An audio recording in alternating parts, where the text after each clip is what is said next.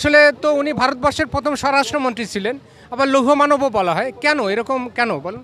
সর্বকালের শ্রেষ্ঠ লৌহ পুরুষ যাকে আমরা আখ্যা দিয়ে থাকি, সর্দার বল্লভভাই প্যাটেল তার ১৫০তম জন্মদিন উপলক্ষে সারা ভারতবর্ষব্যাপী আমরা একতা যাত্রার আয়োজন করেছে ভারত সরকারের মধ্য থেকে।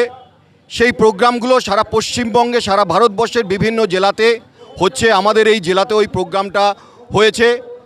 আমাদের এই জেলাতে গত ১৭ তারিখে বনগাঁতে হয়েছে, গতকাল ১৮ তারিখ কল্যাণীতে হয়েছে, আজ এই গোবরডাঙ্গা পৌরসভায় শুরু হবে এবং মসলান্দপুর রেল স্টেশন পর্যন্ত এই একতা যাত্রা চলবে। এই একতা যাত্রায় আমরা ভারতবর্ষের সকল স্তরের, সকল ধর্মের মানুষদের নিয়ে আমরা এই যাত্রা শুরু করেছি।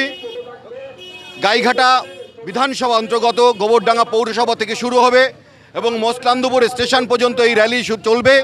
এই র্যালিতে অংশগ্রহণ করেছে বিভিন্ন স্তরে মানুষ, আদিবাসী সম্প্রদায়ের মানুষ, সাধারণ মানুষ, মহিলারা, মায়েরা, যুবকরা এবং এনসিসি থেকে আরম্ভ করে আদিবাসী নৃত্য, সব ধরনের মানুষরা এখানে উপস্থিত হয়েছে।